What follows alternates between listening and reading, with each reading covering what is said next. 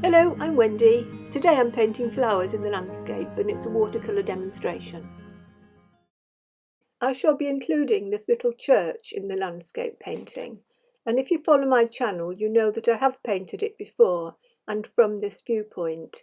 I talked a little then about the perspective on the building and something about the vanishing points.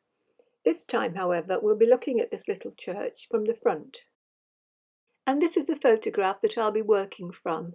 As you can see, it's more about the wall and the flowers in the landscape. It's more about that than about the church, but the church in the distance is very interesting and gives some depth to the picture. It's a very attractive little church and I did like the view here. But it is going to be, this time, more about the flowers. I have a drawing here that I worked from, and there is a link to this drawing as a template in the description box. To be quite honest, I wasn't sure exactly how I was going to, well, what my final composition was going to be on this painting. And it was the first time I'd had a go at this view, and I thought the whole flowers and the wall might have been a bit too much, a bit too overpowering. So really, as usual, I hedged my bets a bit. I did this view, but then I thought, well, I've got the option of chopping it down into a smaller card if it's not working in the foreground. I did like it actually in the end, so you will find that I did use most of this drawing.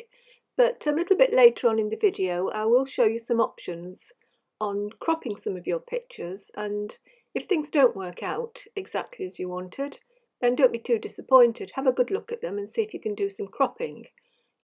You can maybe crop and then do a little bit of extra work on the area that you selected.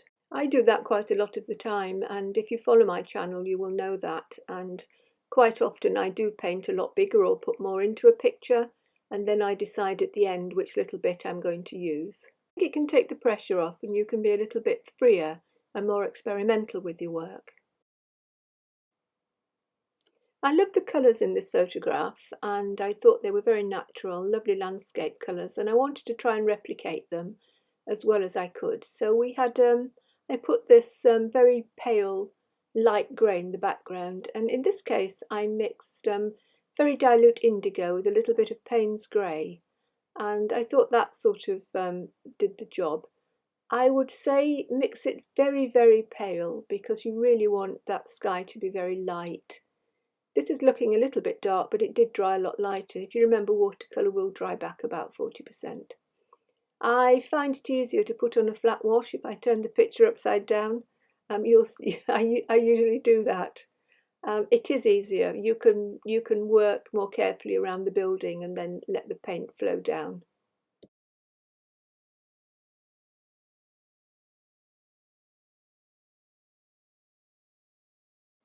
While this was drying, I decided where to put some of the flowers on here. I just indicated them with a very, very soft pencil.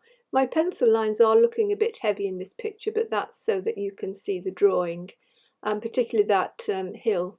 Do try and keep your pencil lines really light because they're much easier to rub out. I used masking fluid to mask out the yellow flowers. Some I masked separately, and others I put the masking fluid on so that they were sort of clumps of them as well. You will see later on that I had to make some adjustments because the masking fluid, well, it didn't go on exactly as I wanted it, but it never does it, masking fluid? But we can work around things. I did a few little grasses at the front as well. The background hill I tried to keep light, and I used indigo with a little bit of raw sienna. These colours are not critical, they need to be cool for the background and pale, so do substitute your own colours here. You've not got to use the indigo. It's not a colour I use very often, but I do like it.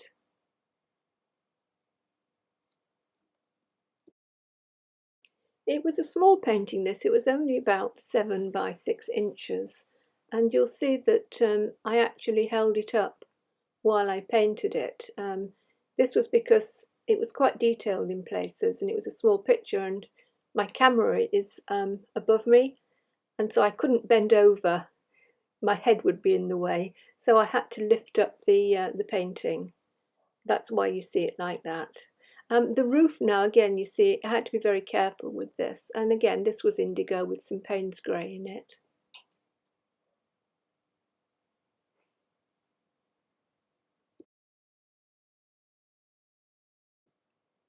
A similar mix, a touch darker for the wall and for the windows and for the sort of the shadow on the bell tower, you know, just where the bell is.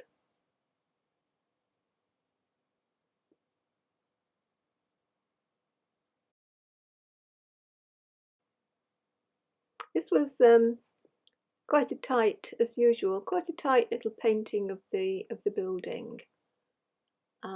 Well, tight for me. It's probably really loose for a lot of people, but it was tight for me.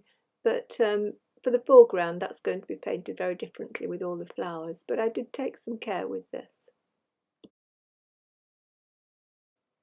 The colours were much warmer in the field in front of the church, so use something like raw sienna with the blue that you used in the background. And I could see a sort of an orangey red in the fields, so I dropped a tiny touch of orange or a little bit of light red in there to warm it up. But keep it very warm and very pale. And I brought it down over the area where the flowers were. I added a few darker areas in places, wet into wet as well, just to give a bit of added interest in that area.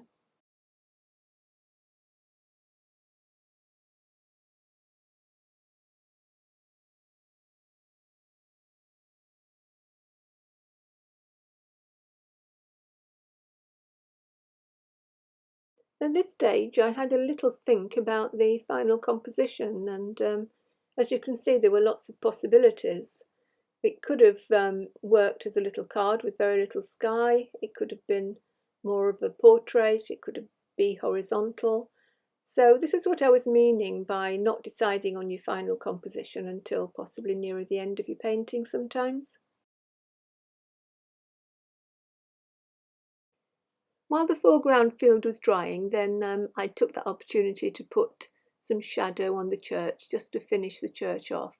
The light was sort of coming from the left, and there was a little cast shadow on the roof, and there was a shadow under the eaves. I used indigo, very diluted, for the shadows. I tackled the foreground wall in much the same way as I did on that previous video with the church, looking at it from a different angle. What I did was I mixed up some colours using burnt sienna and a bit of light red, maybe some ultramarine. So I got some different light greys and browns in there with some darker areas.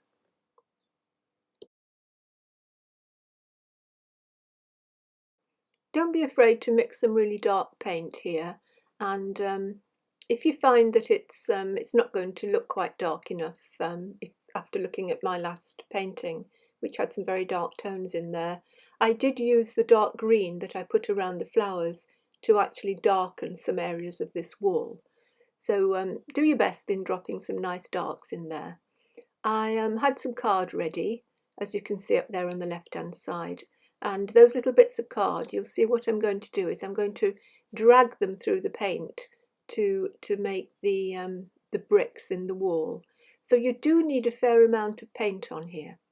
It will dilute some of the areas as well, so we can reinforce those darks at a later stage.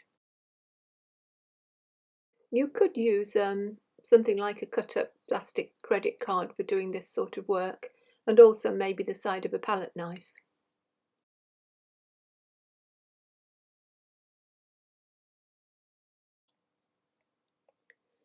Looking at the structure of this wall, some of the bricks were shorter than others, and what I decided to do was to dip the end of the card into some of the thick paint and pull it down to give the shape some variety.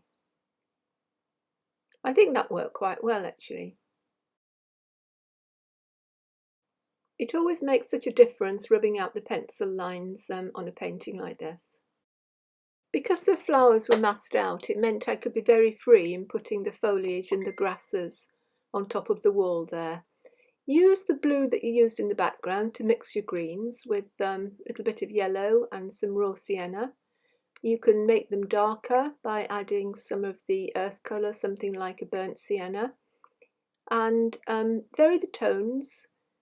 You're varying the colour and use different brush strokes. As you can see here, I'm using a round brush for putting some of the blocky greens in, and then I picked up a rigger. Did a bit of rigger work to show some of the grasses that were in there. You might see a little bit later I dipped into some red or some light red because there were some very warm light red brown grasses and little reeds growing up on the top of the wall as well. So it was just a question of having a look at the photograph and getting some ideas from what was there in front of me, what was growing, which is what I like to do. I'm not very good at making things up. I like to look at nature. I like to look at the colours and I like to see what's happening and take inspiration from that, which is why I like to paint quite realistically, but then again not too detailed. So you can see how this is working out, and you can see how I'm using some of those very dark greens underneath the flowers and the foliage, which is what happened on the photograph. If you look at it, there are some very darker places and darker shadows underneath the flowers. So I just continued with this work using quite a dark brown to suggest some of those grasses that were growing up, and doing them a little bit taller, some of them a little bit taller, so they linked the foreground with the sky and the distant hill behind. After rubbing off the masking fluid, I really thought, oh, I'm not sure this is going to work. This happens quite often to me, and I'm sure it does to you at this stage in a painting, because once you rub off the masking fluid that you've put on, you get these very odd, very white shapes that are very disjointed from the rest of the painting, and you think, oh, this is never going to work. But do persevere, because generally it will, and as soon as you start getting those white areas covered, then, well, I felt here that it was starting to shape up. So what I was doing was I was dropping in some of the colours that I was seeing here. I did have to pull out a little bit of the red at one stage because it wasn't working, it was too red. Because I was looking at the colours on the photograph, as I said earlier, and trying to match them up and get inspiration from those. So I added in a mixture of yellows and wet into wet, dropped in a little bit of orange as well, because there were very warm colours on the flowers.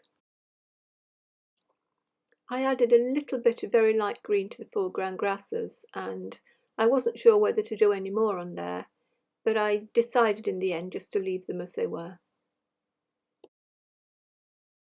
Looking at the picture at this stage, I decided that some of the flowers were looking far too big. I think they were bird's foot trefoil, if that's how you pronounce it. If anybody knows what they are, it's a bit difficult to see from the photograph, then do let me know in the comments, but I think it is a trefoil growing over the wall and into the grass, and those flowers are quite small. So what I did was I took a rigger again with one of the dark greens, and I just broke up some of those larger shapes where the masking fluid had sort of merged together. Made the flowers a bit smaller, and I was much happier with that.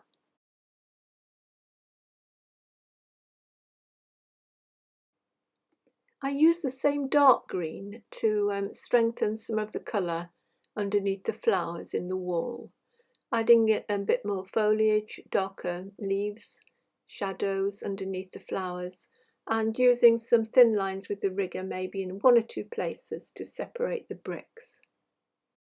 The painting was nearly finished, but at this stage I used a little bit of opaque white to, you may feel you want to put a few little white dots in the flowers, but I was more concerned with that distant hill. I felt the edge was too hard. It didn't sort of blend in the sky, it was in the distance. Now, if you start trying to soften those edges with water, you can run into all sorts of problems with watercolour. And what I found is best is to use something like a white gouache, quite dilute, and then very gently just suggest it, just pop it onto the dividing line between the sky and the hill. And it does knock back and softens the edge of the hill quite nicely. I'm not sure it made an awful lot of difference to the picture, but it made a difference to me. I was happier just to soften that edge a little bit in places so that it sort of dissolved, fell back more into the background sky. So that's a good tip for you, I think. I think especially when you're starting watercolour, you feel you've got to, if you want to soften edges like that, you've got to put water on there, but you'll find it really won't work. You'll get runbacks and you'll get patches of colour on there you don't want. So I think that's a good tip for softening some of the edges that you want softening, particularly in the distance. As always, I do hope you enjoyed the video and that you find my work, or the way I work, informative and interesting. If you do, then do subscribe to my channel. You can find my Facebook group, and all the links to things that I've talked about and materials are all in the description box below the video. So see you next time. Till then, bye and very happy painting.